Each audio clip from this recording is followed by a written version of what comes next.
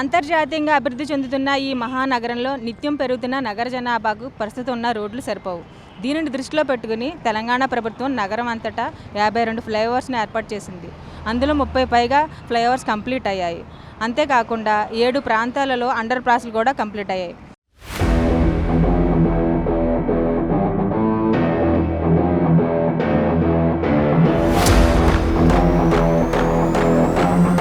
హైదరాబాద్ నగరంలో ట్రాఫిక్లో ఇరుక్కోకుండా ప్రయాణించడం సాధ్యమేనా? గంటల తరబడి ట్రాఫిక్లో చిక్కుకోకుండా ఉండడం వీలవుతుందా అంటే దీనికి అవును, సాధ్యం అవుతుంది అని చెబుతున్నాయి గ్రేటర్ హైదరాబాద్ మున్సిపల్ కార్పొరేషన్ వర్గాలు. జనంతో నిండా హైదరాబాద్ అలరారుతోంది. ఓ మినీ ఇండియాగా వెనతికెక్కుతోంది.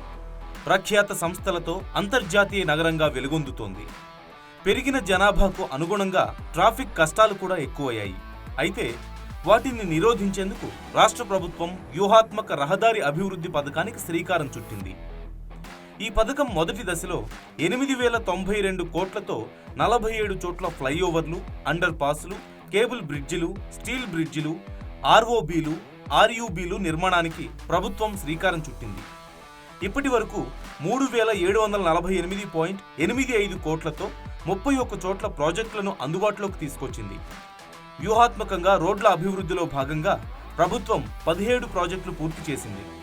ఈ సమయంలో రాష్ట్ర ప్రభుత్వం గ్రేటర్ హైదరాబాద్ మున్సిపల్ కార్పొరేషన్కు అప్పు తీసుకునే అనుమతి ఇచ్చింది. బాండ్ల ద్వారా 1000 కోట్లు, రూపీ టర్మ్ లోన్ ద్వారా 2,500 కోట్లు సమీకరించుకోవాలంటూ సూచించింది.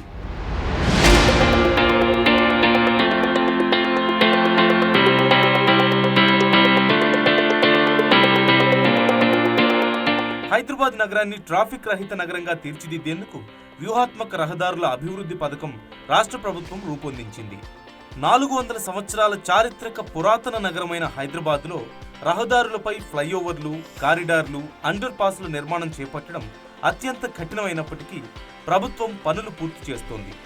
ఇందులో భాగంగా 29,695.20 కోట్ల అంచనా వ్యయంతో నగరంలోని 54 జంక్షన్లలో 111 కిలోమీటర్ల మేర ఎలివేటెడ్ కారిడార్లు, స్కైవేలు, అండర్ పాస్లు నిర్మించనుంది.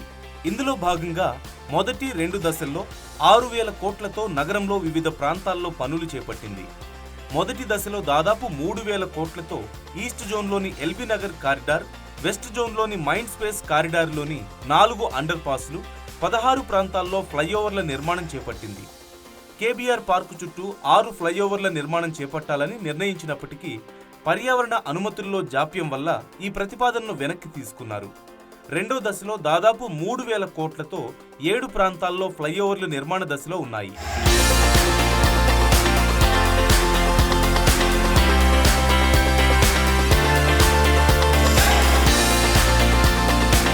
ట్రాఫిక్ కష్టాలకు చెక్ పెట్టేందుకు తెలంగాణ ప్రభుత్వం నగరంలో నూతన బ్రిడ్జిలను శరవేగంగా నిర్మిస్తోంది. ఈ క్రమంలో Indira park VST steel bridge ప్రత్యేకంగా నిలుస్తోంది. ఈ వంతెనకు నాయిని నరసింహారెడ్డి స్టీల్ బ్రిడ్జిగా పేరు పెట్టారు. కార్మిక నేత, మాజీ మంత్రి నాయిని నరసింహారెడ్డి గౌరవార్థం ఈ పేరు పెట్టారు. ఇందిరా పార్క్ చౌరాస్తా నుంచి ఆర్టీసీ బస్ భవన్ సమీపంలోని VST చౌరాస్తా వరకు ఈ బ్రిడ్జిని నిర్మించారు. RTC cross roads, Ashok Nagar, VST జంక్షన్లలో ఏర్పడే ట్రాఫిక్ రద్దీని చాలా వరకు కంట్రోల్ చేసే అవకాశం కలిగింది. దీనికి చాలా ప్రత్యేకతలే ఉన్నాయి. దక్షిణ భారతదేశంలోనే మొదటి పొడవైన స్టీల్ బ్రిడ్జ్ ఇది. GHMC చరిత్రలోనే ఈ బ్రిడ్జికి ఒక ప్రత్యేకత ఉంది. తొలిసారి భూసేకరణ లేకుండానే ఈ బ్రిడ్జి నిర్మించారు. మెట్రో పైనుంచి ఉండడం ఈ బ్రిడ్జికున్న మరో ప్రత్యేకత. బ్రిడ్జి పొడవు 2.62 కిలోమీటర్లు, వెడల్పు 4 లైన్లు. ఈ బ్రిడ్జి కోసం 12,316 మెట్రిక్ టన్నుల ఉక్కును వినియోగించారు. 81 స్టీల్ పిల్లర్లు, 426 ఉక్కు దూలాలు వినియోగించారు. కాంక్రీట్ 60 నుంచి 100 ఏళ్లు, స్టీల్ అయితే 100 ఏళ్లకు పైగా మన్నికగా ఉంటుందని ఇంజనీర్లు చెబుతున్నారు. స్ట్రాటజిక్ రోడ్ డెవలప్మెంట్ ప్రోగ్రాం క్రింద 450 కోట్ల వ్యయంతో ఈ బ్రిడ్జిని GHMC నిర్మించింది. మెట్రో బ్రిడ్జిపై నుంచి ఫ్లైఓవర్ నిర్మాణం జరిగింది. సిగ్నల్ ఫ్రీ రవాణా వ్యవస్థతో పాటుగా సకాలంలో గమ్యానికి చేరవచ్చు. అంతేకాదు 4 జంక్షన్లలో ట్రాఫిక్ సమస్యలు తగ్గాయి. దక్షిణ భారతదేశంలోనే రహదారిపై నిర్మించిన పొడవైన స్టీల్ బ్రిడ్జి ఇది. అంతేకాకుండా SRDAలో భాగంగా ఇందిరా పార్క్ నుండి VST వరకు ఈ స్టీల్ బ్రిడ్జ్ నిర్మాణం జరిగింది. దీనిని 13,000 టన్నుల స్టీల్తో ఈ స్టీల్ బ్రిడ్జ్ నిర్మాణం అయితే జరిగింది.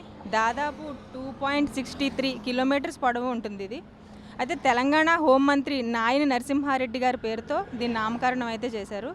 ఇది ముఖ్యంగా Indira park, Ashok Nagar, RTC cross రోడ్లో ట్రాఫిక్ రద్దీకి శాశ్వత పరిష్కారం అని చెప్పచ్చు. ఆగస్టు 19న పురపాలక శాఖ మంత్రి కె రామారావు గారు దీన్ని ప్రారంభించారు. 100 ఏళ్లకు పైగా మన్నిక ఉంటుందని ఇంజనీర్లు చెబుతున్నారు. రోజుకి 1,00,000 వాహనాలు తిరిగే రోడ్లో వాహనదారులకు బిజీగా ఉండే టైంలో 30 to 40 మినిట్స్ పైగా టైం పట్టేదంట. అయితే ఈ బ్రిడ్జి నిర్మాణం జరిగిన తర్వాత కేవలం 5 మినిట్స్లో రీచ్ అవుతున్నారని తెలుస్తుంది. ట్రాఫిక్ ఫ్రీ సిటీ గచ్చిబౌలి నుంచి కూకట్పల్లి JNTU వరకు 17 కిలోమీటర్లు సిగ్నల్ లేని ప్రయాణం చేసుకోవచ్చు. లగ్డి కపుల్ నుంచి మెహదీపట్నం టోలీ చౌకి మీదుగా గచ్చిబౌలి వరకు 11 కిలోమీటర్ల మేర ట్రాఫిక్ కారిడార్లో మెరుగైన రవాణా సౌకర్యంతో పాటుగా రేతిబౌలి నుండి ORR గచ్చిబౌలి వరకు ఫ్లైఓవర్ కలుపుతున్నారు. అంతేకాకుండా ఈ ఫ్లైఓవర్ బయోడైవర్సిటీ జంక్షన్ నుంచి JNTU జంక్షన్ కలుపుతూ 17 కిలోమీటర్ల మేర ఎలాంటి ట్రాఫిక్ సమస్య లేకుండా సాఫీగా కొనసాగుతుంది. GHMC SRDP కార్యక్రమంలో భాగంగా OIC ఫ్లైఓవర్తో సౌత్ నుంచి నార్త్కు వెళ్లేందుకు ఎలాంటి ట్రాఫిక్ సమస్య లేకుండా ప్రయాణానికి లైన్ క్లియర్ అయింది. అరంఘడ్ నుంచి LB నగర్ వరకు ట్రాఫిక్ను మెరుగుపరుస్తుంది. మిధాని OIC జంక్షన్లో ట్రాఫిక్ కంట్రోల్లోకి వచ్చింది.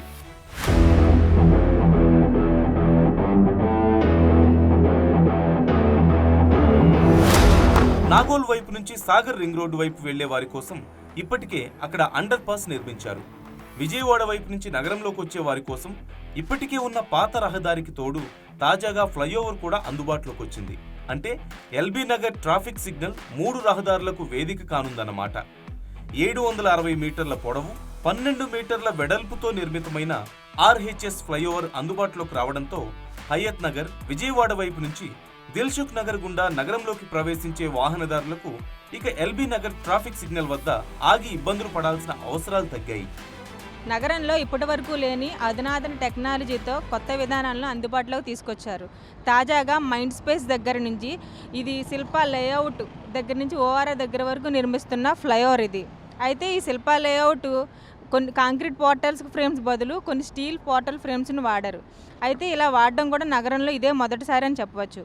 ఇప్పుడు ఈ ఫ్లైఓవర్ అందుబాటులోకి వచ్చిన తర్వాత ప్రయాణికులకు ట్రాఫిక్ సమస్య అనేది చాలా వరకు తగ్గింది.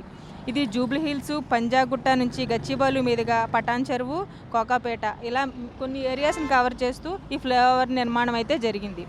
అయితే ఇది IT వాళ్ళకే కాకుండా మిగతా ఉద్యోగులకు కూడా ప్రయాణం అనేది చాలా సులభంగా జరుగుతుందని చెప్పవచ్చు. హైదరాబాద్లో ముఖ్యంగా IT కారిడార్ అత్యంత రద్దీగా ఉంటుంది. వాహనాల వినియోగం భారీగా పెరిగింది. హైదరాబాద్లో ట్రాఫిక్ చాలా బ్యాడ్ గురు. గతంలో చాలా మంది ఈ మాట చెప్పేవారు. ట్రాఫిక్ చిక్కులు తప్పించే రవాణాయే లక్ష్యంగా గచ్చిబౌలి ఫ్లైఓవర్ వైపు శిల్పా లేఅవుట్లో వంతెనను నిర్మించేలా ప్లాన్ చేశారు. నిర్మాణం దాదాపుగా పూర్తయింది. GHMC ఆధ్వర్యంలో వంతెనకు తుది మెరుగులు దిద్దుతున్నారు. ఈ వంతెన అందుబాటులోకి రావడంతో ఫైనాన్షియల్ డిస్ట్రిక్ట్, హైటెక్ సిటీ మధ్య రోడ్ కనెక్టివిటీ పెరుగుతుందని అధికారులు చెబుతున్నారు. గచ్చిబౌలి జంక్షన్ వద్ద ట్రాఫిక్ సమస్యలకు ఉపశమనం కలుగుతుందంటున్నారు అధికారులు. ORR వరకు రెండు వైపులా కలుపుకొని మొత్తం 956 మీటర్ల పొడవు, 16.60 మీటర్ల వెడల్పుతో ఈ ఫ్లైఓవర్ను నిర్మించారు. ఆకాశమే హద్దుగా హైదరాబాద్ అభివృద్ధి చెందుతూ సరికొత్త టెక్నాలజీతో ఫ్లైఓవర్ నిర్మాణం జరిగింది. ఒకప్పుడు హైదరాబాద్లో ట్రాఫిక్ చిక్కుల వల్ల వాహనదారులు చాలా ఇబ్బందులు పడేవారు. కానీ ఫ్లైఓవర్స్ వల్ల చాలా టైం సేవ్ అయింది. ట్రాఫిక్ ఫ్రీ, సిగ్నల్ ఫ్రీ సిటీగా హైదరాబాద్ రూపుదిద్దుకుంది. కెమెరామెన్ శ్రీరామ్తో శ్రీదివ్య, BRK న్యూస్, హైదరాబాద్.